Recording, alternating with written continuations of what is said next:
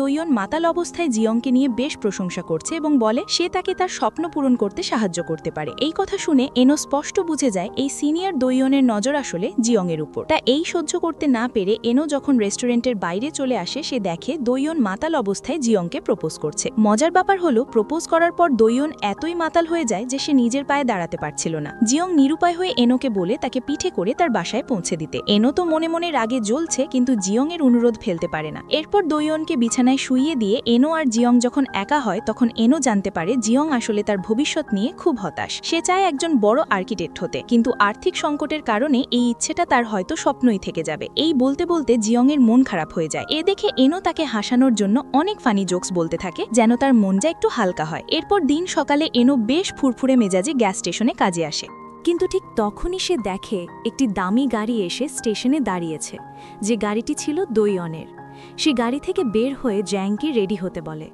প্রথমে এনো ভেবেছিল জ্যাং হয়তো রাজি হবে না, তবে একটু পরেই দেখতে পায় জ্যাং একটি সুন্দর পোশাক পরে হাজির হয়েছে এবং সে বেশ এক্সাইটেড দৈয়নের সাথে যাওয়ার জন্য। এই দেখে এনো তো স্তব্ধ হয়ে দাঁড়িয়ে থাকে। সে বুঝতে পারে জ্যাং দৈয়নের প্রস্তাব গ্রহণ করেছে। এরপর সে যখন মন খারাপ করে বসেছিল তখন তার কিছু বন্ধুরা চলে আসে আর তার গেম বানিয়ে কোটিপতি হওয়ার স্বপ্নটা শুনে তাকে নিয়ে হাসাহাসি শুরু করে এবং তাকে অন্য ভালো কিছু করার জন্য জ্ঞান দিতে থাকে। এই শুনে এনো নিজের প্রতি আস্থা হারিয়ে ফেলে। একদিকে ক্যারিয়ারের অনিশ্চয়তা, অন্যদিকে জ্যাংয়ের পর হয়ে যাওয়া সবকিছু মিলিয়ে এনো যেন এক গভীর অন্ধকারে ডুবে যাচ্ছিল।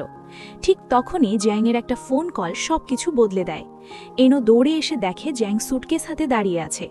জানায় সে নাকি দৈয়নের সাথে সম্পর্ক ভেঙে চলে এসেছে এবং তার এখন থাকার মতো তেমন কোনো বাসাও নেই। এই শুনে এনো তাকে নিজের বাসায় নিয়ে আসে। গল্প করতে করতে জ্যাং জানায় আসলে দৈয়নের মা জ্যাংয়ের অনাথ হওয়ার পরিচয়টা একদমই মেনে নিতে পারেনি এবং সবচেয়ে কষ্টের বিষয় ছিল যখন দৈয়নের মা তাকে অপমান করছিল তখন দৈয়ন পাশে দাঁড়িয়ে থাকা সত্ত্বেও একটা শব্দও উচ্চারণ করেনি। দৈয়নের এই কাপুরুষতা সহ্য করতে না পেরে সে বেরিয়ে এসেছে। তবে সে এখন আর তার আগের বাসায়ও ফিরে যেতে চায় না। সেখানের রুমটা এতটাই ছোট যেখানে থাকার মতো পর্যাপ্ত আলো বাতাস নেই, এমনকি তাকে একটুখানি জায়গার মধ্যে সবকিছু সামলাতে হয়, আর ভাড়াও তুলনামূলক বেশি। এই শুনে এনো বুদ্ধি করে তাকে এখানেই থাকার জন্য বলে। জ্যাং রাজি হয় ঠিকই, তবে জিদ ধরে বলে একটা শর্ত আছে, সেটা হলো বাসা ভাড়ার সাথে সকল বিলের অর্ধেক সে বহন করবে, মানে সকল খরচ দুজন ভাগাভাগি করে নেবে। দেখা যায় তাদের এই কথাবার্তার মাঝেই পাশের বাসার এক সুন্দরী প্রতিবেশী নিয়ে এসে এনোকে ল্যাপটপ ঠিক করে দিতে বলে। জ্যাং এটা মোটেও ভালো চোখে নেয়নি। মেয়েটি চলে যাওয়ার পরে সে এনোকে বলে তোমার পছন্দ কিন্তু অনেক সুন্দর। এই শুনে এনো জানায় তার প্রতি আমার কোনো ইন্টারেস্ট নেই, সে আমার প্রতিবেশী, জাস্ট এতটুকুই। এরপর রাত গভীর হলে এনো নিজের বেড জ্যাংকে ছেড়ে দিয়ে নিজে মেঝেতে শুয়ে পড়ে, কিন্তু কারোর চোখেই ঘুম নেই। এনো তখন তার পোর্টেবল মিউজিক প্লেয়ারটা বের করে এবং একটা ইয়ারফোন জ্যাংয়ের কানে গুঁজে দেয়। গানের হালকা সুর আর অন্ধকারের মধ্যে দুজনের শ্বাস প্রশ্বাসের শব্দ এক অদ্ভুত রোমাঞ্চকর পরিবেশের তৈরি করে। এনো ওয়াশরুম থেকে ফিরে ভুল করে নিজের বিছানা ভেবে জ্যাংয়ের পাশে শুয়ে পড়ে। একই সময়ে আবার জ্যাং এনোকে বালিশ মনে করে জড়িয়ে ধরে। এবার এনো জেগে উঠলে দেখতে পায় সে আসলে মেঝেতে নয়, বরং ভুল করে জ্যাংয়ের বেডে শুয়ে পড়েছে। এই অবস্থায় সে কোনো রকমে নিজেকে বেড থেকে নিচে নামিয়ে আনে। পরের দিন সকালে ঘুম থেকে উঠে দুজনেই ব্রেকফাস্ট সেরে নেয় এবং বাসা দেখে নিজেদের মতো করে গুছিয়ে নেয়। এরপর একসাথে রান্না করে এবং একই সাথে সেই ক্যাশ স্টেশনে কাজে বের হয়। মানে তাদের জীবনটা একটা নতুন ছন্দে এগোতে শুরু করেছে। তবে গল্প আবার নতুন মোড় নেয় যখন দৈয়ন আবার ফিরে আসে এবং জ্যাংকে একটি দামি নেকলেস উপহার দিয়ে তার কাছে ক্ষমা চায়। যদিও জ্যাং তাকে কোনো উত্তর দেয়নি, কিন্তু আবার নেকলেসটিকেও ফেলেও আসেনি, বরং বাসায় ফিরে নেকলেসটি গলায় পরে আয়নায় দেখছিল এবং এনোর কাছে জিজ্ঞেস করে তার দৈয়নকে ক্ষমা করে দেওয়া উচিত কিনা। এনো সরাসরি জানিয়ে দেয় সে তোমার যোগ্য নয়, তার থেকে দূরে থাকাই ভালো। পরের দিন এনো দেখতে পায় জ্যাং দৈয়নের সাথে দেখা করে সবকিছু ঠিক করে নিয়েছে। এমনকি এখানে দৈয়ন সুযোগ বুঝে জ্যাংয়ের কপালে একটা কিসও করেছে, যে বিষয়টা দেখে এনো কিছুতেই নিজের রাগকে সামলে রাখতে পারছে না।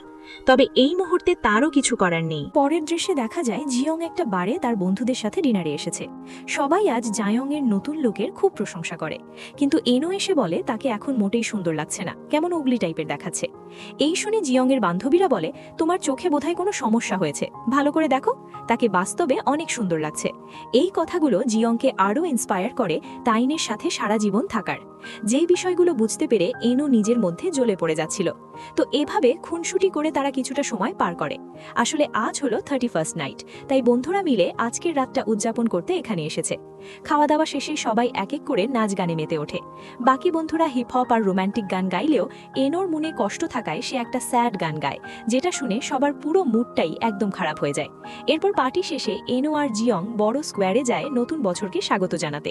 সেখানে বড় স্ক্রিনে ভিড়ের মধ্যে থাকা কাপলদের ছবি দেখানো হচ্ছিল। জিয়ং খুব উৎসাহ নিয়ে স্ক্রিনের দিকে তাকিয়ে থাকে, ভেবেছে তাকেও হয়তো কখনো সেখানে দেখা যাবে।